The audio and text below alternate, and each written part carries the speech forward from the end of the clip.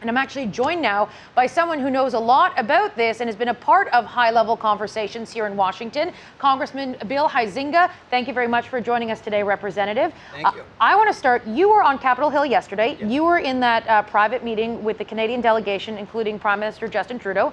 Tell us what happened. Yeah, well, first of all, I want to make sure that everybody knows that the Chatham House rules were not put in effect, so we feel a little comfortable being able to talk certainly about what I brought up with the Prime Minister and what he has been very upfront about, which is this auto pact situation as part of this EV situation with the upcoming vote that we're going to have later on tonight is devastating to Canada. And what I lent to that conversation to make sure that my American colleagues understood is it's not just devastating potentially to Canadian manufacturers, but to U.S. manufacturers as well. And here's why. We have such an integrated supply chain, as you were just talking about, that we know that these parts flow back and forth across the border.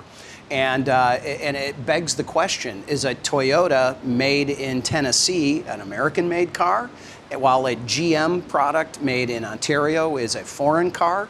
We've kind of thought we had settled a lot of those issues, but it suddenly is rearing itself again with this EV situation. So it is a serious issue that's not only going to affect Canada, but it is also could potentially affect U.S. manufacturers as well. So what did U.S. lawmakers who do have the power to actually do something about this, the Biden administration so far, Canada's efforts don't seem to have changed any positions in the White House, but lawmakers have a very important role to play in the passing of legislation in this country.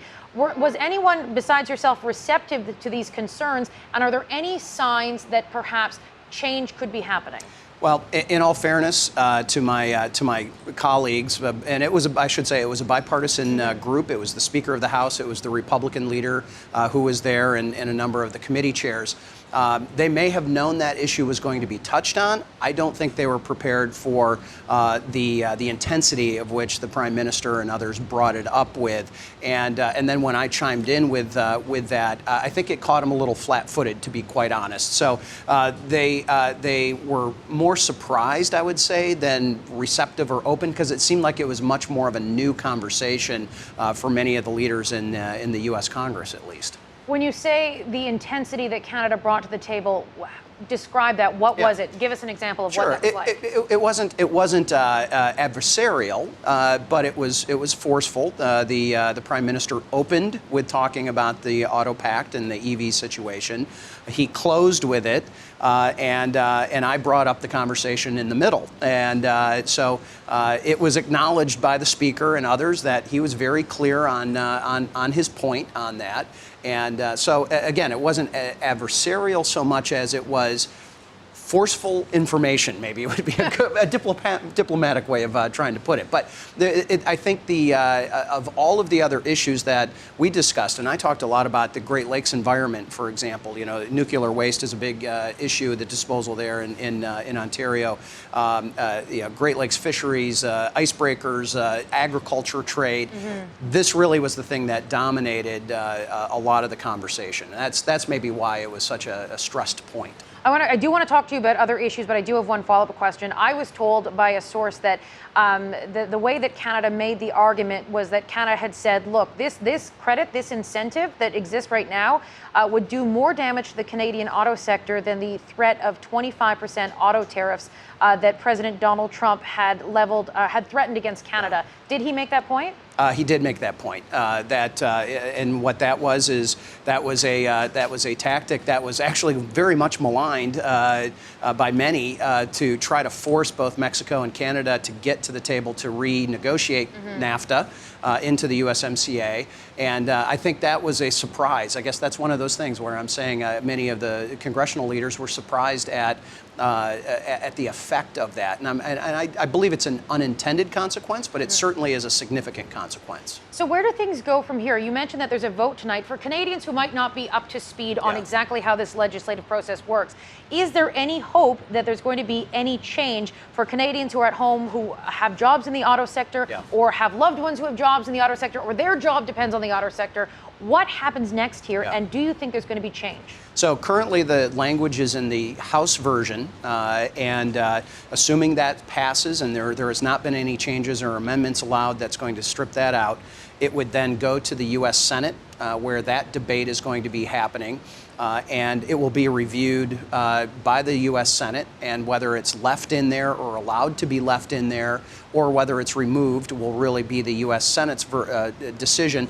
One of the things I asked and suggested of the Prime Minister is that he bring it up and he makes sure that the President Biden understands the position of Canada on this, and that I know some of my other colleagues would reinforce that to make sure again that it's understood what the effect could be on U.S. manufacturing as we have this integrated supply chain.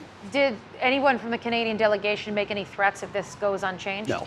It was as I said, forceful, not aggressive in a adversarial kind of way. But it was look. I think we all understand that this has been a massively beneficial trade agreement. Obviously, while we have the quote-unquote three amigos getting together here, it has been something that's been good for Mexico, for the U.S., and for Canada.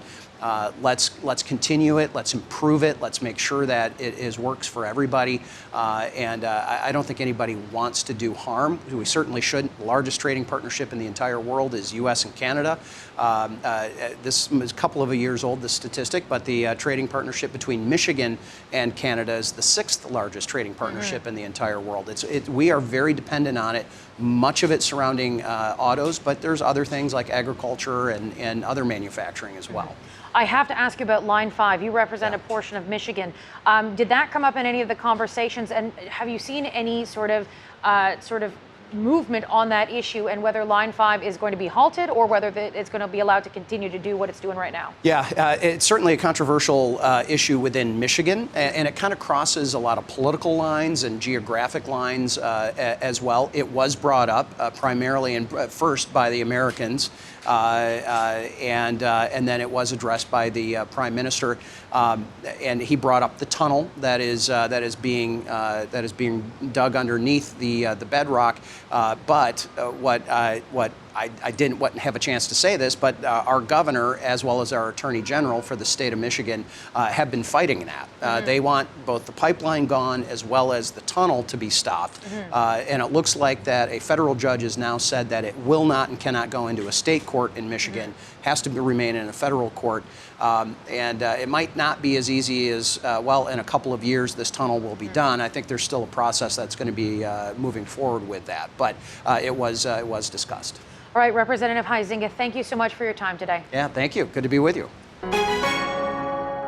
Hi, I'm Vashi Capellos, host of Power in Politics. See more of our show by subscribing to the CBC News channel or click the link for another video.